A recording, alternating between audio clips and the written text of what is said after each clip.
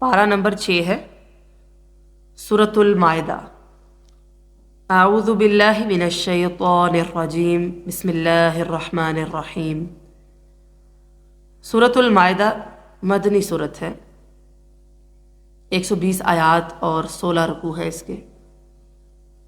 या अय्युहल्लज़ीना आमनू औफू बिल उक़ूद उहिल्लत लकुम बहीमतुल अन्आमि इल्ला मा युतला अलैकुम गैर मुहिल्लिस सैदि व अंतुम हुरुम इन्नल्लाह यहकुमु मा युरीद। अल्लाह के नाम से जो बेहद रहम करने वाला निहायत मेहरबान है। ए लोगो जो ईमान लाए हो, अहद पूरे करो। तुम्हारे लिए चरने वाले चौपाए हलाल किए गए हैं सवाए उनके जो तुम पर पड़े जाएंगे, इस हाल में कि शिकार को हलाल जानने वाले न हो जबकि तुम इहराम वाले हो। बेशक अल्लाह ताला फैसला करता है जो चाहता है। इस सूरत के मदनी होने में कोई इख्तलाफ नहीं है। हज़रत आयशा सिद्दीक़ा ने फरमाया, यह सूरत सबसे आखिर में नाजिल हुई, लिहाजा इसके हलाल को हलाल और हराम को हराम समझो। या अय्युहल्लज़ीना आमनू औफू बिल उक़ूद। इस आयत करीमा में टोटल 5 अहकाम बयान हुए हैं। उक़ूद और वादों को पूरा करना, चौपाए उनका हलाल होना। कुछ चौपाए ऐसे हैं जो हराम हैं जिनका जिक्र इस सूरत की 2 और 3 आयत में आ रहा है। मुहर्रिम के लिए और हरम में शिकार का हराम होना, गैर मुहर्रिम के लिए गैर हरम में शिकार का हलाल होना। ये 5 अहकाम हैं। बिल उक़ूद, ये अक़्दुन की जमा है जिसका माना होता है गिरा लगाना। अहदो पैमान के माना में भी आता है क्योंकि वो भी गिरा की तरह पुख्ता किया जाता है। मुराद है शरीयत के अहकाम। दूसरी जगह अक़द को अहद से भी ताबीर किया गया है। सूरतुल बक़रा में आप पढ़ के आए हैं आयत नंबर 40 के अंदर, व औफू बिअहदी, और तुम मेरा वादा पूरा करो। इसमें आपस के अहदो पैमान भी शामिल हैं। ये कायदा है, एक कुलिया है। अल्लाह ताला ने अपने मोमिन बंदों को तमाम उक़ूद और तमाम वादे उनके पूरा करने का हुक्म दिया है। ईमान का यही तकाजा है कि मोमिन अल्लाह का नाफरमान न हो और अपनी ज़िंदगी में खाइन, वादे तोड़ने वाला, धोखा देने वाला न बने। सूरह बनी इसराइल आयत नंबर 34 में अल्लाह ताला फरमाते हैं, व औफू बिल अहदी इल्लल अहद कान मसऊला, और अहद को पूरा करो, बेशक वादे का सवाल होगा। लिहाजा तमाम वादे पूरे करने हैं। सूरह अर्राद आयत नंबर 20 में अल्लाह ताला फरमाते हैं, अल्लज़ीना यूफूना बिअहदिल्लाहि वला यंकुज़ूनल मीसाक़। अकल वाले कौन हैं? जो अल्लाह के वादों को पूरा करते हैं और वादों को तोड़ते नहीं हैं। इसी तरह सूरह राद आयत नंबर 25 में आप पढ़ेंगे इंशाअल्लाह। अल्लाह ताला फरमाते हैं, वल्लज़ीना यंकुज़ूना अहदल्लाहि मिन बअदि मीसाक़िही व यक़तऊना मा अमरल्लाहु बिही अन युसला व युफ़सिदूना फ़िल अर्ज़ि उलाइका लहुमुल लअनह व लहुम सूउद्दार। और वो लोग जो अल्लाह के अहद को उसे पुख्ता करने के बाद तोड़ देते हैं और उस चीज़ को काट देते हैं जिसके मुतल्लिक अल्लाह ने हुक्म दिया है कि उसे मिलाया जाए, और ज़मीन में फ़साद करते हैं, यही लोग हैं जिनके लिए लानत है और उन्हीं के लिए इस घर की खराबी भी है। तो पहला तकाजा क्या है? अपने वादों को पूरा करो। दूसरा, तुम्हारे लिए चरने वाले चौपाए हलाल किए गए हैं। بہی باتوں سے مراد درندوں کو چھوڑ کر باقی چوپائے ہیں وہ سب حلال ہیں، خواہ پالتو ہوں یا وحشی، مثلا ہرن ہے، نیل گائے ہے، سوائے ان کے جن کا نام لے کر قرآن یا حدیث میں حرام کہا گیا، مثلا گدھا وغیرہ۔ سورۃ البقرہ آیت نمبر 173 آپ یہاں پر تفصیل کے لیے لکھ سکتے ہیں، آپ پیچھے پڑھ آئے ہیں انما حرم علیکم المیتۃ والدم ولحم الخنزیر وما اہل به لغیر اللہ فمن اضطر غیر باغ ولا عاد فلا اثم علیہ ان اللہ غفور الرحیم۔ ترجمہ پڑھنے کی اب مجھے ضرورت نہیں ہے، یہ حکم آپ نے پڑھ لیا ہوا ہے۔ الانعام سے مراد اونٹ، گائے، بھیڑ اور بکری ہے۔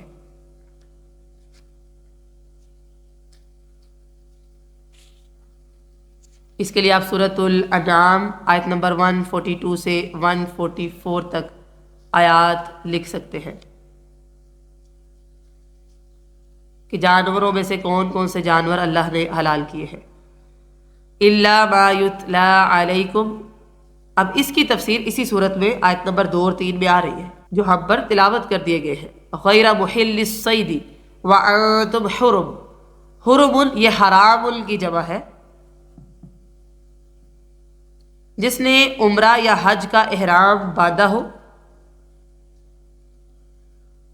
اسی طرح جو شخص مکہ کی حدود حرم میں ہو،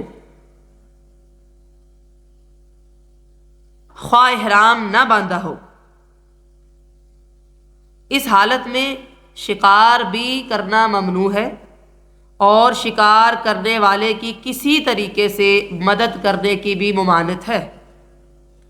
سورۃ المائدہ آیت نمبر 95 اور 96 آپ یہاں لکھ سکتے ہیں، جس میں اللہ تعالیٰ فرماتے ہیں کہ تمہارے لیے سمندر کا شکار اور اس کا کھانا حلال کیا گیا ہے، یہ تمہارے اور مسافروں کے فائدے کے لیے ہے، اور جب تک تم احرام کی حالت میں ہو تمہارے لیے خشکی کا جو شکار ہے وہ حرام ہے۔ اللہ سے ڈرتے رہو کیونکہ اسی کی طرف تم نے اکٹھے ہونا ہے۔ تو پتہ چل گیا غیر محل الصید وانتم حرم، اس کا معنی کیا ہے؟ رسول اللہ صلی اللہ علیہ وسلم نے مدینہ کو حرم قرار دیا، مدینہ کو بھی، مکہ کو بھی اور مدینہ کو بھی، اس کی حدود میں بھی شکار منع ہے، یہ بخاری کی روایت ہے۔ تو اس آیت کریمہ میں ایک تو یہ پڑھا کہ وعدے پورے کرنے، دوسرا چوپائے حلال ہے، کچھ چوپائے حرام ہیں جن کا ذکر آگے آ رہا ہے، یہ تیسرا ہو گیا۔ چوتھا محرم، جو بندہ احرام پہن لے اس کو کہتے ہیں، اور حرم کے اندر شکار حرام ہے۔ اور نمبر 5 پہ کیا ہے؟ غیر محرم کے لیے غیر حرم میں شکار حلال ہے۔ اِنَّ اللَّهَ يَحْكُمُ مَا يُرِيدُ، بے شک اللہ فیصلہ کرتا ہے جو چاہتا ہے۔ اگلی آیت میں اللہ تعالیٰ کیا فرما رہے ہیں؟ یا ایہا الذین آمنوا لا تحلوا شعائر اللہ ولا الشہر الحرام ولا الہدی ولا القلائد ولا آمین البیت الحرام یبتغون فضلا من ربهم ورضوانا وَإِذَا حَلَلْتُمْ فَاصْطَادُوا وَلَا يَجْرِمَنَّكُمْ شَنَآنُ قَوْمٍ أَن صَدُّوكُمْ عَنِ الْمَسْجِدِ الْحَرَامِ أَن تَعْتَدُوا وَتَعَاوَنُوا عَلَى الْبِرِّ وَالتَّقْوَى وَلَا تَعَاوَنُوا عَلَى الْإِثْمِ وَالْعُدْوَانِ وَاتَّقُوا اللَّهَ إِنَّ اللَّهَ شَدِيدُ الْعِقَابِ۔ اے لوگو جو ایمان لائے ہو، نہ اللہ کی نشانیوں کی بے حرمتی کرو اور نہ حرمت والے مہینے کی، اور نہ حرم کی قربانی کی، اور نہ پٹے والے جانوروں کی، اور نہ حرمت والے گھر کا قصد کرنے والوں کی جو اپنے رب کا فضل اور اس کی رضا تلاش کرتے ہیں۔ جب احرام کھول دو تو شکار کرو، اور کسی قوم کی دشمنی اس لیے کہ انہوں نے تمہیں مسجد حرام سے روکا، تمہیں اس بات کا مجرم نہ بنا دے کہ تم حد سے بڑھ جاؤ، اور نیکی اور تقوی پر ایک دوسرے کی مدد کرو، اور گناہ اور زیادتی پر ایک دوسرے کی مدد نہ کرو، اور اللہ سے ڈرو، بے شک اللہ تعالیٰ بہت سخت سزا دینے والا ہے۔ لا تحلوا شعائر اللہ، یہ جو شعائر ہے یہ شعیرتن کی جمع ہے جو فعیلتن بامعنی مفعلتن ہے، یعنی ہر وہ چیز جس پر نشان لگایا گیا ہو یا جو بطور علامت مقرر کی گئی ہو۔ مراد وہ چیزیں ہیں جن کا اللہ تعالیٰ کے ساتھ خاص تعلق ہو اور اس خاص تعلق کی بنا پر ان کی تعظیم کی جاتی ہو۔ بعض نے تو اسے عام رکھا ہے کہ اس سے مراد اللہ تعالیٰ کے تمام احکام ہیں، بعض نے حج اور عمرہ کے ساتھ تعلق رکھنے والی چیزیں مراد لی ہیں۔ لا تحلوا کا مطلب یہ ہے کہ ان کو ترک نہ کرو اور ان کی بے حرمتی نہ کرو،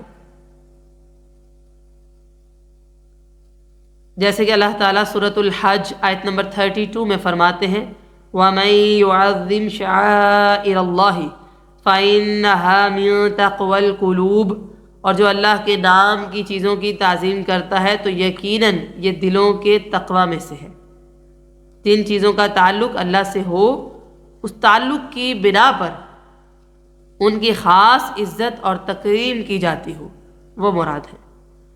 وَلَا الشَّهْرَ الْحَرَامِ، یعنی اس کی حرمت کی پاسداری کرو، اس کی عظمت کا اعتراف کرو، اس مہینے کے اندر جنگ میں پہل نہ کرو، حرام چیزوں کے ارتکاب سے اجتناب کرو۔ سورۃ البقرہ آیت نمبر 217 میں آپ پڑھ چکے ہیں یسألونک عن الشہر الحرام قتال فیہ قل قتال فیہ کبیر، وہ تجھ سے حرمت والے مہینے کے متعلق اس میں لڑنے کے بارے میں پوچھتے ہیں، کہہ دو اس میں لڑنا بہت بڑا گناہ ہے۔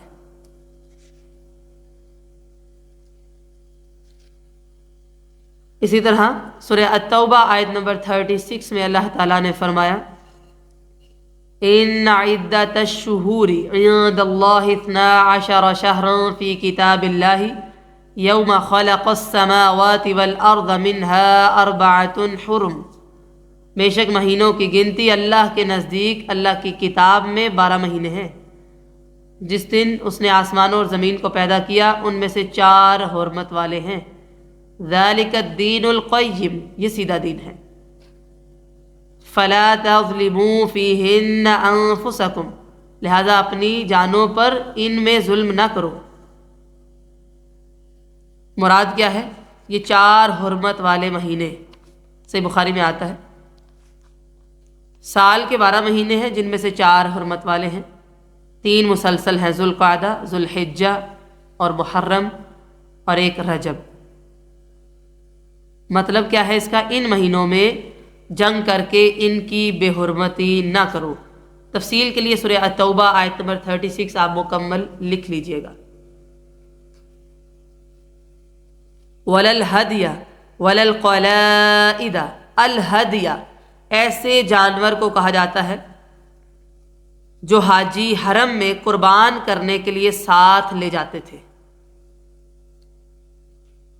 اونٹوں کی کوہان کے دائیں طرف تھوڑا سا زخم کر کے مل دیتے، یعنی خون کو، اسے اشعار کہتے تھے، اور گلے میں کوئی پٹا ڈال دیتے، پتہ چل جاتا تھا کہ یہ قربانی کا جانور ہے۔ القلائدہ، یہ قلادتن کی جمع ہے، جس سے مراد وہ پٹا یا وہ رسی ہے جو پرو کر قربانی کے گلے میں بطور علامت باندھ دی جاتی تھی۔ چھوٹے جانوروں کا اشعار نہیں کیا جاتا تھا، یعنی وہ زخم لگا کے مل دینا۔ القلائدہ کا معنی اگرچہ پٹے ہیں، پٹا، ٹھیک ہے، مگر مراد وہ جانور ہے جن کے گلے میں وہ پٹا ڈالا گیا ہو۔ حالانکہ یہ ساری چیزیں شعائر اللہ ہیں، پیچھے ذکر تو آ گیا لیکن اللہ تعالیٰ نے ان کا الگ سے ذکر کر دیا تاکہ سمجھ آ جائے اس سے مراد کون کون ہے۔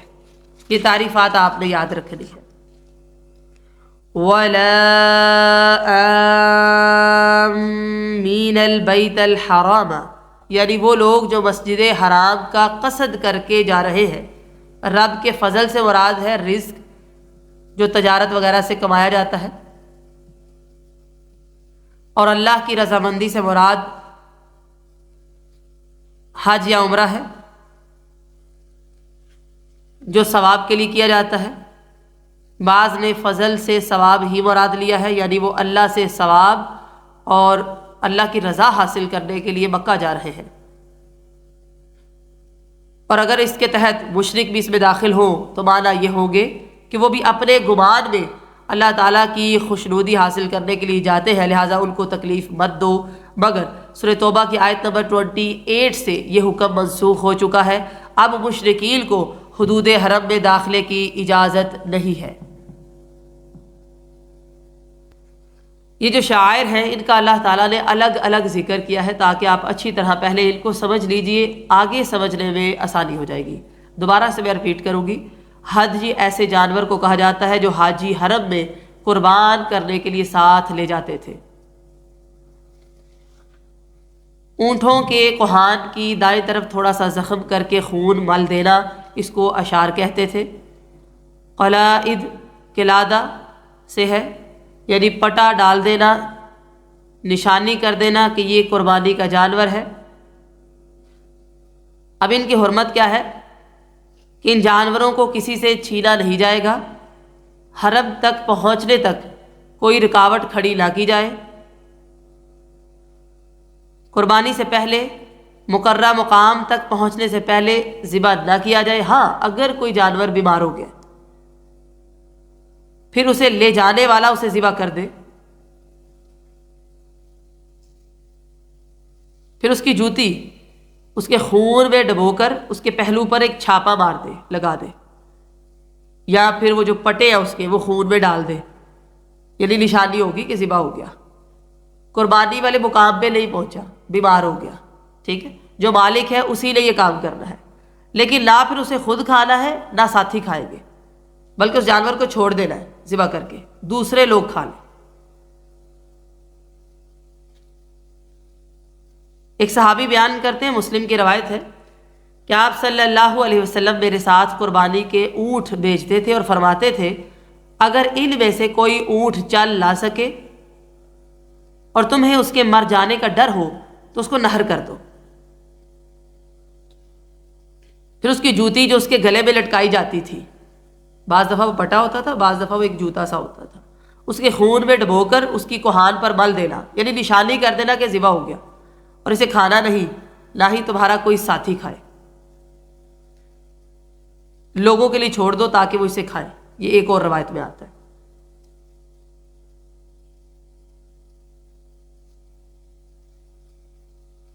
حضرت عائشہ صدیقہ بیان کرتی ہیں آپ صلی اللہ علیہ وسلم مدینہ سے قربانی کے جانور بیت اللہ بھیجا کرتے تھے، اور میں آپ کی قربانی کے جانوروں کے لیے پٹے بنایا کرتی تھی۔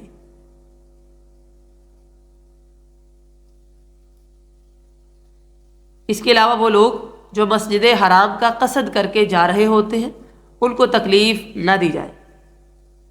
وَإِذَا حَلَلْتُمْ فَاصْطَادُوا، احرام کھولنے کے بعد بندہ شکار کر سکتا ہے۔ جس نے احرام پہن لیا، شکار سامنے بھی آ گیا، وہ نہیں کر سکتا۔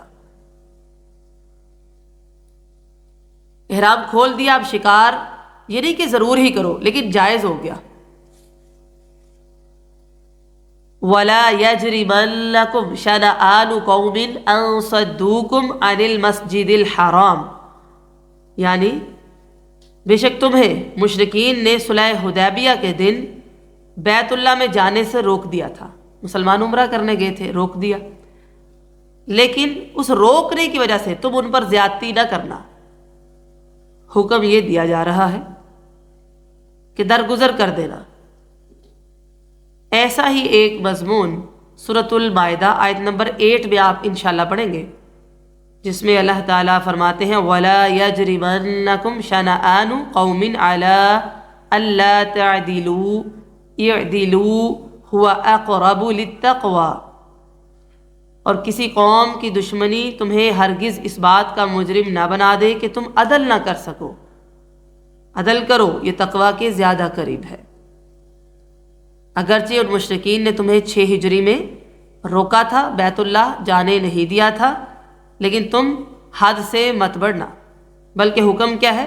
وَتَعَاوَنُوا عَلَى الْبِرِّ وَالتَّقْوَى، نیکی اور تقوی کے کام ان میں تعاون کرو۔ ہر قسم کا نیک کام کرنے کا نام البر رکھا گیا ہے، اور برائی کو چھوڑنے کا نام التقوی ہے۔ ایک دوسرے سے جو تعاون کرنا ہے اور نہ کرنا ہے، اس کا ایک اصول ہے جس سے ایک اچھا اسلامی معاشرہ بنتا ہے۔ نیکی اور تقوی کے کاموں میں تعاون کرو۔ وَلَا تَعَاوَنُوا عَلَى الْإِثْمِ وَالْعُدْوَانِ، گناہ اور زیادتی کے کاموں میں تعاون نہیں کرو۔ رسول اللہ صلی اللہ علیہ وسلم نے فرمایا، اپنے بھائی کی مدد کرو، خواہ وہ ظالم ہو یا مظلوم۔ ایک آدمی نے عرض کیا، اللہ کے رسول، جب وہ مظلوم ہو میں اس کی مدد کروں گا، لیکن اگر وہ ظالم ہے تو مدد کس طرح کروں؟ آپ نے فرمایا، اسے ظلم سے روکو۔ بخاری کی حدیث ہے۔ اسی طرح مسلم کی روایت ہے، حضرت نواس بن سمعان بیان کرتے ہیں کہ میں نے آپ صلی اللہ علیہ وسلم سے نیکی اور گناہ کے متعلق سوال کیا تو آپ نے فرمایا، نیکی اچھا اخلاق ہے، اور گناہ وہ ہے جو تیرے سینے میں کھٹکے۔ تو اس بات کو ناپسند جانے کہ لوگ اس پر اطلاع پائیں، لہذا نیکی کے کاموں میں تعاون کرنا چاہیے اور گناہ کے کاموں میں تعاون نہیں کرنا چاہیے۔ اور ہدایت کی جو بندہ دعوت دیتا ہے اس کو بھی اتنا ہی اجر و ثواب ملتا ہے۔ یہ اللہ تعالیٰ نے ہمارے لیے خوشخبریاں رکھی ہیں کہ ہم زیادہ سے زیادہ نیکیاں کریں۔ واتقوا اللہ، اور اللہ سے ڈرتے رہو۔ ان اللہ شدید العقاب، اللہ تعالیٰ بہت سخت سزا دینے والا ہے۔ حرمت علیکم المیتۃ والدم ولحم الخنزیر وما اہل لغیر اللہ بہ والمنخنقۃ والموقوذۃ والمتردیۃ والنطیحۃ وما اکل السبع الا ما ذکیتم وما ذبح علی النصب وان تستقسموا بالازلام ذلکم فسق۔ اليوم يئس الذين كفروا من دينكم فلا تخشوهم واخشون اليوم أكملت لكم دينكم وأتممت عليكم نعمتي ورضيت لكم الإسلام دينا فمن اضطر في مخمصة غير متجانف لإثم فإن الله غفور رحيم۔ تم پر مردار حرام کیا گیا ہے، اور خون بھی، اور خنزیر کا گوشت بھی، اور وہ جس پر غیر اللہ کا نام پکارا جائے، اور گلا گھٹنے والا جانور، اور جسے چوٹ لگی ہو اور گرنے والا، اور جسے سینگ لگا ہو، جسے درندے نے کھایا ہو، مگر جس کو تم ذبح کر لو۔ پیچھے آپ نے پڑھا کہ اللہ تعالیٰ نے فرمایا کہ آگے جو تلاوت میں آ رہا ہے وہ چیزیں حرام ہو گئی ہیں، اب یہ وہی ہے، ہائی لائٹ کر لینا ہے۔ اور جو آستانوں پر ذبح کیا گیا ہو، اور یہ کہ تم تیروں کے ساتھ قسمت معلوم کرو، یہ تو سراسر نافرمانی ہے۔ آج وہ لوگ جنہوں نے کفر کیا تمہارے دین سے مایوس ہو گئے، لہٰذا تم ان سے نہ ڈرو اور مجھ سے ڈرو۔ آج میں نے تمہارے لیے تمہارا دین کامل کر دیا اور تم پر اپنی نعمت پوری کر دی، تمہارے لیے اسلام کو دین کی حیثیت سے پسند کر لیا۔ پھر جو شخص بھی بھوک کی کسی صورت میں مجبور کر دیا جائے، اس حال میں کہ گناہ کی طرف مائل ہونے والا نہ ہو، تو اللہ تعالیٰ اس کے لیے غفور الرحیم ہے۔ سب سے پہلے حکم آ گیا حرمت علیکم المیتۃ والدم۔ اللہ تعالیٰ نے اپنے بندوں کو یہ اطلاع کر دی کہ ان کے لیے مردار حرام ہے۔ اس سے مراد ہر وہ جانور ہے جو ذبح اور شکار کیے بغیر کسی اور وجہ سے مر جائے۔ مردار کو اس لیے حرام قرار دیا گیا ہے کہ یہ خون نہ بہنے کی وجہ سے بے حد نقصان دہ ہوتا ہے۔ مردار میں سے مچھلی اور ٹڈی حلال ہیں۔ مسند احمد کی روایت ہے، آپ صلی اللہ علیہ وسلم نے فرمایا، ہمارے لیے 2 مردار اور 2 خون حلال کیے گئے ہیں، مردار مچھلی اور ٹڈی، اور خون جگر اور تلی۔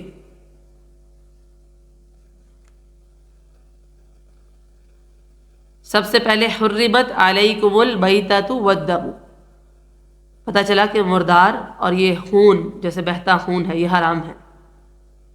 اس کے بعد ولحم الخنزیر، خنزیر کا گوشت، سور، خواہ پالتو ہو یا جنگلی، جس طرح اس کا گوشت حرام ہے اس کے جسم کے باقی تمام اعضاء اور چربی بھی حرام ہے۔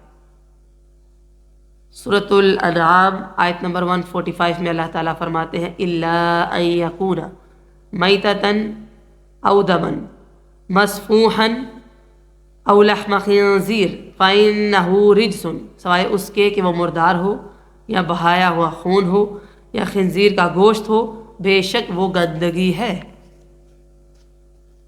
آپ صلی اللہ علیہ وسلم نے فرمایا جو شخص چوسر کھیلے اس نے گویا اپنا ہاتھ سور کے گوشت اور خون سے رنگ لیا، مسلم کی روایت ہے۔ یہ شطرنج کی طرح ایک گیم ہوتی ہے۔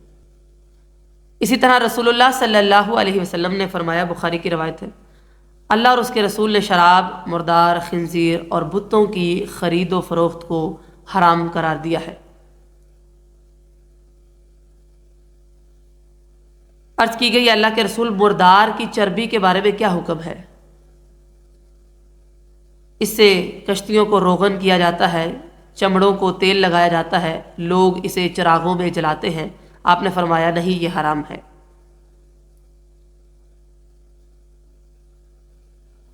اسی ضمن میں بتاتی چلوں، خشکی کے جانوروں میں سے ہر کچلی والا درندہ اور پنجے سے شکار کرنے والا پرندہ بھی آتا ہے۔ جیسے بخاری میں آتا ہے کہ آپ صلی اللہ علیہ وسلم نے ہر کچلی والے درندے کو کھانے سے منع فرما دیا ہے۔ حضرت عبداللہ ابن عباس بیان کرتے ہیں کہ آپ صلی اللہ علیہ وسلم نے ہر کچلی والے درندے اور ہر پنجے میں پکڑ کر کھانے والے پرندے کے کھانے سے منع فرمایا ہے، مسلم کی روایت ہے۔ وَمَا أُهِلَّ لِغَيْرِ اللَّهِ بِهِ، اور وہ جس پر غیر اللہ کا نام پکارا جائے، یا آپ پیچھے پڑ چکے ہیں۔ اس کے بعد وَالْمُنْخَنِقَةُ، اور گلا گھٹنے والا جانور، خواہ خود بخود رسی وغیرہ سے گھٹ کر مر جائے یا کوئی اس کو مارے گلا گھونٹ کر، وہ حرام ہے۔ وَالْمَوْقُوذَةُ، اور جسے چوٹ لگی ہو، جیسے کوئی لاٹھی ماری، پتھر مارا، وہ مر گیا، ٹھیک ہے۔ الْمُنْخَنِقَةُ سے مراد وہ جانور ہے جو گلا گھٹ کر مر جائے، خواہ قصد اور ارادے سے یا اتفاق سے۔ والموقوذۃ سے مراد وہ جانور ہے جسے کسی بھاری یا غیر دھار والی چیز سے مارا جائے جس سے وہ مر جائے۔ زمانہ جاہلیت کے لوگ جانوروں کو لاٹھیوں سے مارتے تھے، جب وہ مر جاتے پھر انہیں کھا لیتے، لہذا اس سے منع کیا گیا۔ اس کے بعد والمتردیۃ، اور گرنے والا جانور، گر کے مر گیا۔ والنطیحۃ، جسے سینگ لگا ہو، سینگ مارا کسی دوسرے جانور نے اور وہ مر گیا۔ اس کے بعد وما اکل السبع الا ما ذکیتم، اور جسے درندے نے کھایا ہو، یعنی درندے نے حملہ کیا، اسے کھا لیا، اب وہ حلال نہیں ہے۔ الا ما ذکیتم، مگر جو تم ذبح کر لو۔ یہ پیچھے 5 چیزوں کا ذکر آیا ہے۔ الا ما ذکیتم کا تعلق پچھلی ساری بات کے ساتھ ہے۔ اگر ان میں سے کوئی بھی جانور مرنے کے قریب تھا، اس کو ذبح کر لیا بسم اللہ واللہ اکبر کہہ کر، تو وہ ذبح ہو جائے گا، حلال ہو جائے گا۔ کسی تیز دھار آلے سے اس کا گلا اس طرح کاٹا جائے کہ رگیں کٹ جائیں۔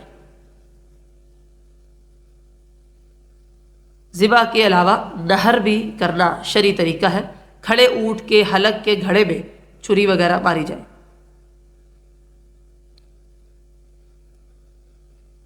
یہ ہے ذبیحہ کا طریقہ۔ رسول اللہ صلی اللہ علیہ وسلم نے فرمایا، بخاری کی روایت ہے، جو چیز بھی خون بہا دے اس پر اللہ کا نام لیا جائے تو اسے کھا لو، لیکن اسے دانت اور ناخن سے ذبح نہ کرو، یعنی ایسے نہیں مارنا دانتوں سے یا ناخن سے، نہیں۔ اس کے بعد وما ذبح علی النصب، اور جو آستانوں پر ذبح کیا گیا ہو وہ بھی حرام ہے۔ مشرکین اپنے جھوٹے معبودوں کے لیے جو جگہ مقرر کرتے انہیں نسب کہا جاتا تھا، کیونکہ وہاں کوئی نشان نسب ہوتا تھا، مثلا بت ہے، درخت ہے، قبر یا دریا وغیرہ۔ پھر قرب حاصل کرنے کے لیے جانور ذبح کرتے، تو ایسی جگہوں کو تھان یا پھر آستانہ وغیرہ کہا جاتا ہے۔ ایسے جانور بھی حرام ہیں، خواہ ان پر بسم اللہ واللہ اکبر پڑھ کر ذبح کیا جائے، لیکن اگر وہ آستانے پر ذبح کیے جائیں گے تو وہ حرام ہے، چاہے وہ حلال جانور ہے۔ ایک صحابی بیان کرتے ہیں، آپ صلی اللہ علیہ وسلم کے زمانے میں ایک شخص نے نظر مانی کہ وہ بوانہ مقام پر اونٹ نہر کرے گا۔ وہ آپ کے پاس آیا اور کہا کہ میں نے بوانہ مقام پر ایک اونٹ نہر کرنے کی نظر مانی تھی، تو آپ نے فرمایا کیا وہاں ایام جاہلیت کے آستانوں میں سے کوئی آستانہ تو نہیں؟ اس نے کہا نہیں۔ آپ نے مزید پوچھا کیا وہاں مشرکین کی عیدوں میں سے کوئی عید تو نہیں؟ اس نے کہا نہیں۔ تو آپ نے فرمایا اپنی نظر کو پورا کرو۔ ابو داود کی روایت ہے۔ لہٰذا کوئی بھی ایسی جگہ جہاں کچھ نصب کیا گیا ہو وہاں جا کر ذبح کرنا، جانور حلال ہے، بسم اللہ اللہ اکبر بھی پڑھا ہے، لیکن وہ حلال نہیں ہے۔ وَأَن تَسْتَقْسِمُوا بِالْأَزْلَامِ، اور یہ کہ تم تیروں کے ساتھ قسمت معلوم کرو۔ ازلام یہ ظلم ان کی جمع ہے، یہ وہ تیر تھے جو قسمت معلوم کرنے کے لیے حبل بت کے پاس رکھے ہوئے تھے۔ خانہ کعبہ میں حضرت ابراہیم اور حضرت اسماعیل کی تصویروں کے ہاتھوں میں بھی انہوں نے تھمائے ہوئے تھے، بلکہ لوگ اپنے ساتھ اپنے تھیلوں میں قسمت کو آزمانے کے لیے بھی یہ ساتھ ہی رکھا کرتے تھے۔ وہ آپ نے ایک واقعہ سنا ہوگا، حضرت سراقہ بن مالک بیان کرتے ہیں کہ جب آپ صلی اللہ علیہ وسلم ہجرت کے لیے مکہ سے روانہ ہوئے تو کفار قریش کے چند قاصد ان کے پاس آئے اور انہوں نے پیشکش کی کہ آپ صلی اللہ علیہ وسلم اور حضرت ابو بکر کو اگر کوئی شخص قتل کرے یا قید کر کے لائے تو ایک کے بدلے میں 100 اونٹ اسے ملیں گے۔ وہ کہتے ہیں میں اپنے گھوڑے کے پاس آیا، اس پر سوار ہوا اور میں ان کے قریب پہنچ گیا۔ جب بالکل قریب ہو گیا، مجھے لگا کہ میں قریب ہوں، تو میں نے اپنا ہاتھ اپنے ترکش میں ڈالا، تیر نکال کر فال نکالی کہ میں ان کو نقصان دے سکتا ہوں یا نہیں۔ فال میں وہ چیز نکلی جو مجھے پسند نہیں تھی، تاہم میں اپنے گھوڑے پر سوار ہو گیا اور میں نے فال کی کوئی پرواہ نہ کی۔ گھوڑا بالکل آپ صلی اللہ علیہ وسلم کے قریب پہنچ گیا کہ مجھے آپ کی قرات کی آواز سنائی دینے لگی۔ رسول اللہ صلی اللہ علیہ وسلم میری طرف کوئی توجہ نہیں کر رہے تھے، لیکن جناب صدیق اکبر بار بار مڑ کر دیکھتے رہے۔ اتنے میں میرے گھوڑے کی ٹانگیں گھٹنوں تک زمین میں دھنس گئی، میں گر پڑا۔ میں نے گھوڑے کو ڈانٹا، بڑی ہی مشکل سے اس کو باہر نکالا۔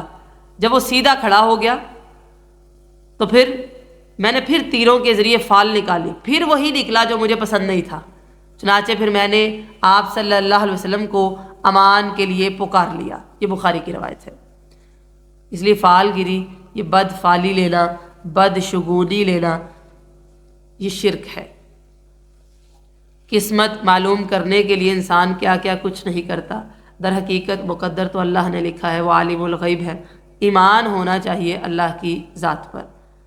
الیوم یئس الذین کفروا من دینکم، یعنی اب تمہاری طاقت اس قدر مستحکم ہو گئی ہے کہ تمہارے دشمنوں کی کمر ٹوٹ گئی ہے، اور وہ اس چیز سے مایوس ہو گئے ہیں کہ تمہارے دین یعنی اسلام کو نیچا دکھا سکے۔ کیوں؟ اس کی وجہ یہ ہے الیوم اکملت لکم دینکم واتممت علیکم نعمتی ورضیت لکم الاسلام دینا۔ اللہ تعالیٰ نے امت اسلامیہ پر اپنی عظیم نعمت اور عظیم احسان کا ذکر کیا ہے کہ اللہ تعالیٰ نے انہیں ایک مکمل دین عطا کیا ہے، اب کسی اور دین کی ضرورت نہیں ہے، نہ کسی دوسرے نبی کی۔ سورہ آل عمران آیت نمبر 19 میں آپ پڑھ چکے ہیں، ان الدین عند اللہ الاسلام، اللہ کے نزدیک دین اسلام ہی ہے۔ سورہ آل عمران آیت نمبر 85 میں آپ پڑھ چکے ہیں، وَمَن يَبْتَغِ غَيْرَ الْإِسْلَامِ دِينًا فَلَن يُقْبَلَ مِنْهُ وَهُوَ فِي الْآخِرَةِ مِنَ الْخَاسِرِينَ، اور جو اسلام کے علاوہ کوئی اور دین تلاش کرے تو وہ اس سے ہرگز قبول نہ کیا جائے گا اور وہ آخرت میں خسارہ اٹھانے والوں میں سے ہوگا۔ لہذا دین تو مکمل ہو چکا۔ دین کو مکمل کر دینے سے مراد کیا ہے؟ اس کے تمام ارکان، اس کے فرائض، اس کی سنتیں، اس کی حدود، احکام بیان ہو چکے۔ کفر اور شرک کا خاتمہ کر کے اس نعمت کو مکمل کر دیا گیا۔ جو حرام ہونا تھا ہو گیا، جو حلال ہونا تھا ہو گیا۔ اب کوئی تبدیلی کرے، اضافہ کرے یا نئی چیز نکالے، وہ دین نہیں بلکہ بدعت ہے۔ آپ صلی اللہ علیہ وسلم نے فرمایا، من احدث فی امرنا ھذا ما لیس منہ فہو رد، جو ہمارے اس دین میں کوئی نئی چیز شروع کرے گا جو اس دین کے اندر نہیں تھی، وہ مردود ہے۔ یہ بخاری کی روایت ہے۔ کوئی بھی کام کرنا ہے، دلیل ہونی چاہیے پاس کہ قرآن و سنت میں یہ ثابت ہے۔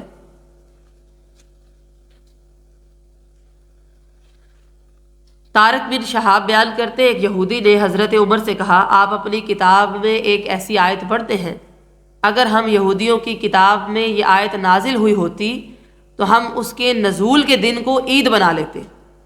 تو آپ نے فرمایا کون سی؟ اس نے یہ آیت پڑھی، سورۃ المائدہ آیت نمبر 3، الیوم اکملت لکم دینکم واتممت علیکم نعمتی ورضیت لکم الاسلام دینا۔ یہ سن کر حضرت عمر نے فرمایا، ہم اس دن اور جگہ کو جانتے ہیں جب یہ آیت آپ صلی اللہ علیہ وسلم پر نازل ہوئی تھی۔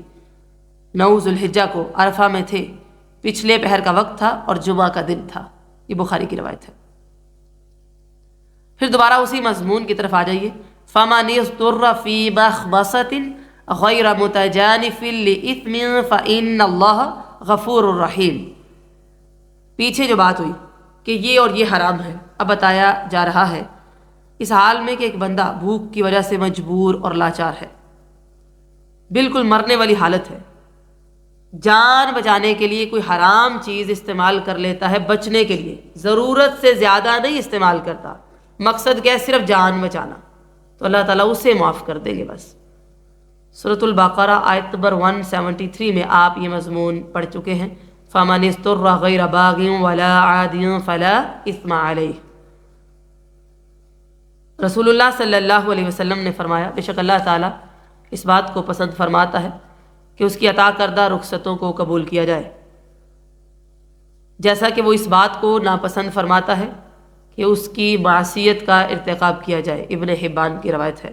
معلوم ہوا یہ حرام کھانے کا تعلق بھوک اور حقیقی مجبوری کے ساتھ ہے، یہ نہیں کہ دل کر رہا ہے، یعنی مر نہ جائے انسان، خودکشی نہ کر لے، اپنی جان نہ کھو دے، اس کے لیے بچنے کے لیے۔ جیسے یہ مہاجرین ہجرت کرتے ہیں جنگلات میں، تو جب ان کو کچھ نہیں ملتا تو علماء پھر فتاویٰ دے دیتے ہیں کہ کوئی بھی حرام جانور بھی ہوگا نا تو وہ ذبح کر کے پکا کے اس کو کھا لے زندہ رہنے کے لیے، تو یہ ان کے لیے جائز ہے اس وقت۔ لیکن زندگی کا معیار بلند کرنے کے لیے لوگ کہتے ہیں اضطراری حالت ہے اور سود کھانا شروع کر دیں، اب یہ مراد نہیں ہے، ٹھیک ہے؟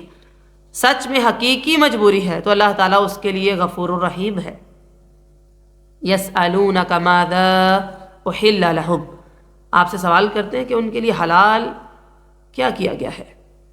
قُلْ أُحِلَّ لَكُمُ الطَّيِّبَاتُ وَمَا عَلَّمْتُم مِّنَ الْجَوَارِحِ مُكَلِّبِينَ تُعَلِّمُونَهُنَّ مِمَّا عَلَّمَكُمُ اللَّهُ فَكُلُوا مِمَّا أَمْسَكْنَ عَلَيْكُمْ وَاذْكُرُوا اسْمَ اللَّهِ عَلَيْهِ وَاتَّقُوا اللَّهَ إِنَّ اللَّهَ سَرِيعُ الْحِسَابِ۔ وہ آپ سے سوال کرتے ہیں کہ کیا کیا حلال کیا گیا ہے، کہہ دیجئے تمہارے لیے پاکیزہ چیزیں حلال ہیں، اور شکاری جانوروں میں سے جن کو تم نے سکھایا ہوا ہے شکار کرنا۔ اب یہ ایک اور صورت آ گئی آپ کے سامنے، جنہیں تم شکاری بنانے والے ہو، انہیں اس میں سے سکھاتے ہو جو اللہ نے تمہیں سکھایا ہے، تو اس میں سے کھاؤ جو تمہاری خاطر وہ روک رکھے اور اس پر اللہ کا نام ذکر کرو اور اللہ سے ڈرو، بے شک اللہ تعالیٰ جلد حساب لینے والا ہے۔ چوپایوں کا حکم تو ہم نے سمجھ لیا۔ پھر لوگوں نے اور چیزوں کے متعلق پوچھا کہ اللہ تعالیٰ نے دین کا ایک عظیم الشان اصول بیان فرمایا، وہ کیا؟ کھانے پینے کی تمام طیبات، صاف ستھری چیزیں حلال ہیں، جو آپ صلی اللہ علیہ وسلم نے حرام قرار دی ہیں وہ حرام ہیں، جو صاف ستھری نہیں ہے جیسے کچلی والے درندے ہیں، پنجے سے شکار کرنے والے پرندے ہیں، یا پھر جن کا نام لیا گیا یہ حرام ہے، باقی سب حلال ہے۔ اس قاعدے سے حرام اشیاء کا دائرہ تنگ ہو گیا اور حلال کا وسیع ہو گیا۔ اور وما علمتم من الجوارح مکلبین، اس سے مراد کیا ہے؟ شکاری جانور سے ہر وہ درندہ اور پرندہ مراد ہے، ہر وہ درندہ اور پرندہ مراد ہے جسے شکار کے لیے رکھا اور اس کو سکھایا جاتا ہے، مثلا کتا، چیتا، باز۔ اچھا، سکھائے ہوئے ہونے کی علامت یہ ہے کہ جب وہ شکار پر چھوڑا جائے اللہ کا نام لے کر اسے چھوڑنا ہے، بسم اللہ پڑھ کے، تو وہ شکار کو اپنے مالک کے لیے پکڑ کے رکھے گا، ختم نہیں کر دے گا، یہ اس کو سکھایا گیا ہے۔ اگر وہ خود شکار پکڑ کر کھانے لگ گیا تو وہ شکار کھانا درست نہیں۔ عدی بن حاتم نے آپ صلی اللہ علیہ وسلم سے یہ مسئلہ پوچھا تو آپ نے فرمایا، جب تم اپنے سدھائے ہوئے کتے کو چھوڑو اور اللہ کا نام لو تو جو شکار وہ تمہارے لیے پکڑے اسے کھا لو۔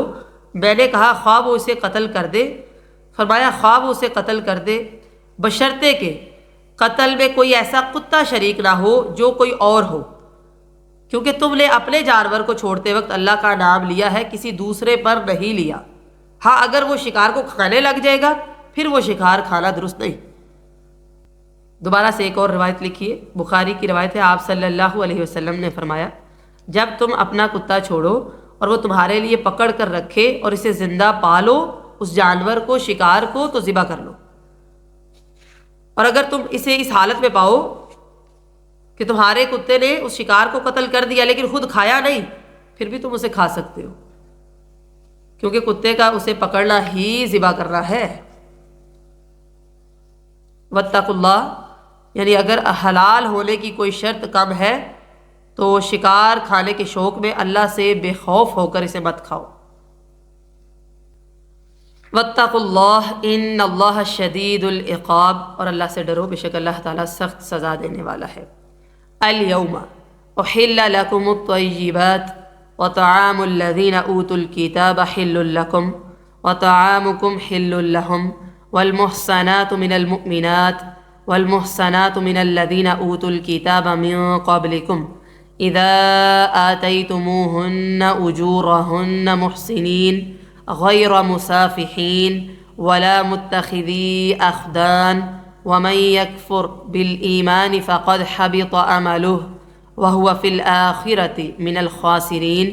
آج تمہارے لیے پاکیزہ چیزیں حلال کر دی گئی ہیں اور ان لوگوں کا کھانا تمہارے لیے حلال ہے جو اہل کتاب ہے، تمہارا کھانا ان کے لیے حلال ہے، اور مومن عورتوں میں سے پاک دامن عورتیں اور ان لوگوں کی بھی پاک دامن عورتیں جنہیں تم سے پہلے کتاب دی گئی، جب تم انہیں ان کے مہر دے دو، اس حال میں کہ تم انہیں نکاح میں لانا چاہتے ہو، بدکاری کرنے والے نہیں، نہ چھپی دوستی بنانے والے، تو پھر وہ حلال ہے۔ جو ایمان سے انکار کرے یقیناً اس کا عمل ضائع ہو گیا اور وہ آخرت میں خسارہ اٹھانے والوں میں سے ہوگا۔ اہل کتاب یہود و نصارہ کا جو کھانا ہے جس میں ذبیحہ بھی شامل ہے مسلمانوں کے لیے حلال ہے، بشرطے کہ انہوں نے غیر اللہ کے نام پر ذبح نہ کیا ہو، یا پھر کسی چھڑی سے یا مشین سے سر کاٹ کے لگ کے، یا ہو سخت گرم پانی میں وہ لوگ جانوروں کو ڈال دیتے ہیں اور مارتے ہیں اور بعد میں کھاتے ہیں، یعنی ذبح کرنے کے ان کے یہ طریقے ہیں۔ بجلی کے کرنٹ سے جانوروں کو مارتے ہیں، ذبح نہیں کرتے صحیح معنوں میں، ٹھیک ہے، پھر ہمارے لیے حلال نہیں ہے، کیونکہ اس طریقے سے جانور کے جسم سے جو بہتا خون ہے وہ اندر ہی رہ جاتا ہے، باہر نہیں نکلتا، جو کہ حرام ہے۔ اگر صحیح طرح ذبح کیا ہو پھر ٹھیک ہے۔ اہل کتاب کا ذبیحہ، حلال ذبیحہ کھانے سے متعلق حدیث ہے کہ خیبر کی فتح کے بعد آپ صلی اللہ علیہ وسلم کو ایک یہودی عورت کی طرف سے بکری کے گوشت کا ہدیہ پیش کیا گیا جس میں زہر ملا تھا، آپ نے اس میں سے کچھ کھایا، بخاری کی روایت ہے۔ اسی طرح بعض صحابہ کرام نے وہ چربی بھی کھائی جو خیبر میں یہودیوں سے حاصل ہوئی تھی، یہ مسلم کی روایت ہے۔ مگر جو چیزیں ہماری شریعت میں حرام ہیں جیسے مردار ہو گیا، خون، خنزیر کا گوشت، یہ ان کے دسترخوان پر بھی کھانا حرام ہوگا، بلکہ ایسے دسترخوان پر بیٹھنا جائز نہیں اور نہ ایسے برتن استعمال کرنا جائز ہے۔ ہاں اگر برتن کوئی اور نہیں مل رہا پھر ان کو خوب دھو کر صاف کر کے استعمال کیا جا سکتا ہے۔ والمحصنات من الذین اوتوا الکتاب، یعنی ان سے نکاح کرنا درست ہے چاہے وہ اپنے دین پر قائم رہے، لیکن اس شرط کے ساتھ وہ پاک دامن ہے، آوارہ نہیں ہے۔ یہ بڑی اہم چیز ہے، ہمارے ہاں اس چیز کا کوئی خیال نہیں رکھا جاتا۔ مہر ادا کیا جائے، مقصد کیا ہے؟ شادی کرنا، بدکاری نہیں۔ بعض لوگ شادی کرتے ہیں، شرط یہی ہوتی ہے کہ نہ تو صحیح معنوں میں اس کو حق مہر دینا ہے، نہ بیوی بنانا ہے، نہ اولاد ہونی ہے، بس پیپر ہو گئے تو بات ختم ہو گئی، پیپر بن جائے، پیپر میرج کہتے ہیں اس کو۔ تو پاک دامن ہو، آوارہ قسم کی نہ ہو جو انسان کے ایمان کو بھی تباہ کر دے، تاکہ کفر اور زنا کی دو آفات ان میں جمع نہ ہوں، اس سے بچنا چاہیے۔ اور مقصد کیا ہو؟ نکاح کرنا ہے، بدکاری سے بچنا ہے، چھپی دوستی نہیں بنانی۔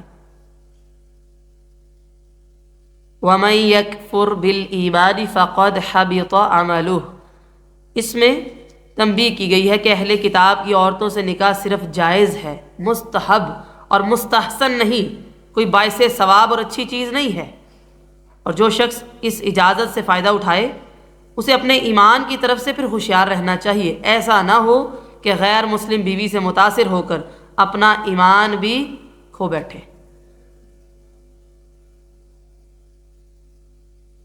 حضرت ابو ہریرہ بیان کرتے ہیں کہ آپ صلی اللہ علیہ وسلم نے فرمایا، اس ذات کی قسم جس کے ہاتھ میں محمد صلی اللہ علیہ وسلم کی جان ہے، اس زمانے کا یعنی اب سے قیامت تک کوئی یہودی ہو یا عیسائی یا کوئی اور دین والا میرے متعلق سنے اور میری لائی ہوئی شریعت پر ایمان لائے بغیر مر جائے تو وہ دوزخی ہے، مسلم کی روایت ہے۔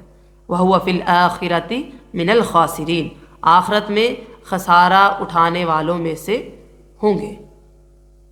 اللہ تعالیٰ کہنے اور سننے سے زیادہ عمل کی توفیق عطا فرمائے۔ سبحانک اللہم و بحمدک، نشہد ان لا الہ الا انت، نستغفرک و نتوب الیک۔ والسلام علیکم ورحمۃ اللہ وبرکاتہ۔